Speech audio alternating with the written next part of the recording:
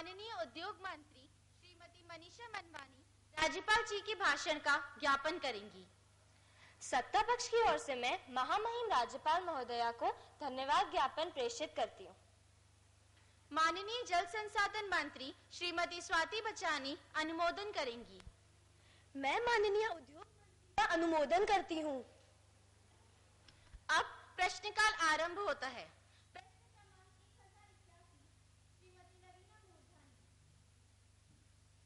अध्यक्ष महोदया, मैं आपके माध्यम से ऊर्जा मंत्री जी से यह सवाल पूछना चाहती हूँ कि जितनी भी नई नई बिजली के संबंध में इन्होंने योजनाएं बनवाई हैं, उनकी रफ्तार ऊंट के मुंह में जीरे के समान क्यों है? जैसे राज्य सरकार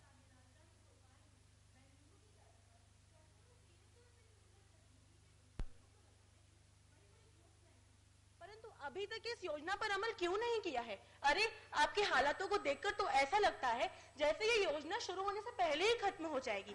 क्यों जनाब, हम सही कह रहे हैं ना? माननीय ऊर्जा मंत्री श्री प्रकाश सामानी उत्तर दें।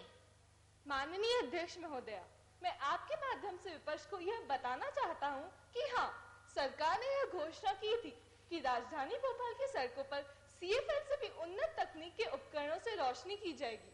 मैं माननीय सदस्य को यह भी बताना चाहता हूं कि नगर प्रशासन को 3 दिन पहले मिली डिटेल्स प्रोजेक्ट रिपोर्ट MIC की मंजूरी के लिए भेज दी गई है।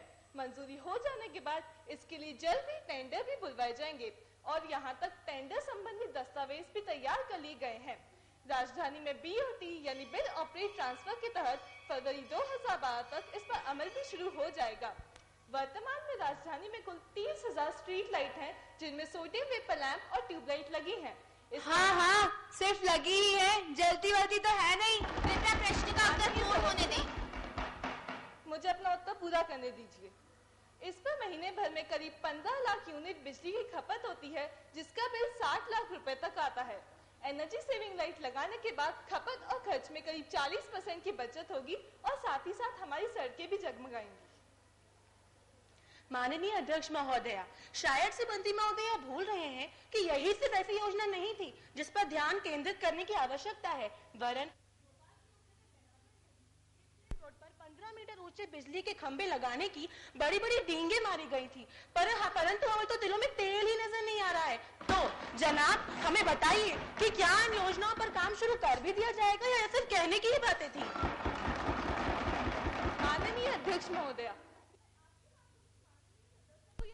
चाहता हूं कि उन्हें चिंता करने की कोई जरूरत नहीं है, क्योंकि हम जो कहते हैं वो करके भी दिखाते हैं। हलालपुरा से सीओ नाके तक करीब 4 दर्जन हाईमास लाइट के समान रोशनी देने वाले बिजली के खंभे लगेंगे। इन खंभों में हेलोजन के समान तेज रोशनी देने वाले CFL बल्ब रहेंगे।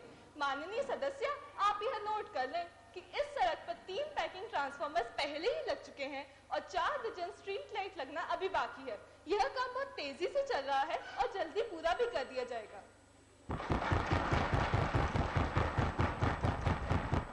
प्रश्न क्रमांक 1090 श्री युवराज सक्सेना। माननीय अध्यक्ष महोदया, मैं मंत्री महोदया से जानना चाहता हूँ कि पिछले वर्ष जो इन्होंने राज्य में अपराधों और जुर्मों को कम करने और अपराधियों के खिलाफ सख्त और जल्द कार्रवाई करने का आश्वासन दिया था, क्या वह आश्वासन ही बना रह जाएगा? माननीय गृह मंत्री श्रीमती काजल वर्मा इस प्रश्न का उत्तर दें। माननीय अध्यक्ष महोदया, मैं माननीय सदस्य को ये बताना चाहूंगी कि इस दिशा में कई ठोस कदम उठाए जा रहे हैं और मैं स्वयं हर चीज का निरीक्षण भी कर रही हूँ। माननीय अध्यक्ष महोदया, मैं मंत्री महोदया को ये बताना चाहता हूँ कि मेरे मुताबिक मेरे जिले में पिछले वर्ष 12% जुर्मों में बढ़ोतरी हुई है और इसमें से ज्यादा जुर्म दिन के समय में ही होते। क्या अभी भी मंत्री महोदया अपनी बात पर अड़ी रहेंगी? माननीय अध्यक्ष महोदया, मैं सदस्य महोदय को की शुक्रगुजार हूँ कि उन्होंने अपने जिले की दशा से हमें अवगत कराया और मैं उनके इस मामले में संतुष्टि के लिए बताना चाहूंगी कि हमारे राज्य में पिछले वर्ष कम से कम 15,000 से 17,000 पुलिस कर्मचारी हर जिले में नियुक्त किए जा रहे हैं। और जहां तक जुर्मों का सवाल उठता है तो मैं बताना चाहूंगी कि पिछले वर्ष दर्ज किए गए अपराधों में से कम से कम 30 से 40% तक अपराधियों को उनके कर्मानुसार सजा सुनाई जा रही है और अब लगभग हर जिले में 3 से 4 पुलिस चौकी अथवा थाने। और मैं सभा के खत्म होती माननीय सदस्य महोदय की जिले की स्थिति को सुधारने का विश्वास दिलाती हूँ। तो मान्यवर, आप क्या चाहते हैं कि मैं मेरे जिले वासियों से कह दूं अपनी घर सुरक्षा खुद ही कर ले, क्योंकि आप तो सभा में व्यस्त हैं। कृपया शांत हो जाइए। अरे नहीं नहीं, हमें तो लगता है इन्होंने ही अपनी व्यस्त दिनचर्या चोरों को बता रखी है, तभी तो वे हाथ साफ कर गए।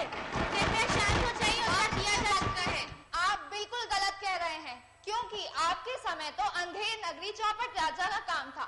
और जहाँ तक बात रही जुर्मों की, अपराधों की, तो किस देश में अपराध नहीं होते, लेकिन धीरे धीरे इसे कम करना ही हमारा परम कर्तव्य बनता है।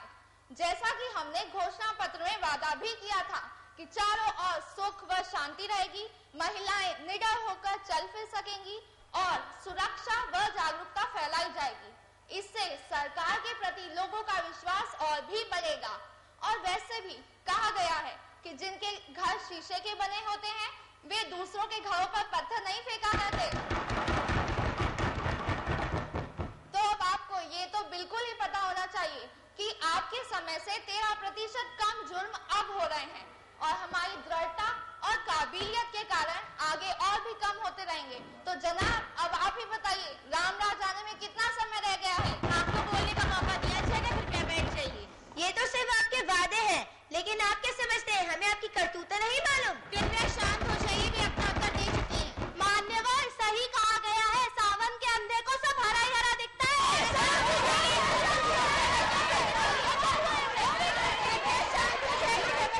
विधानसभा की गरिमा को बनाए रखें। आप अपनी बातें अपने पास ही रखिए। कृपया शांत हो जाइए, उत्तर दिया जा चुका है। प्रश्न क्रमांक 2010, श्रीमती शिवांगी पारवानी।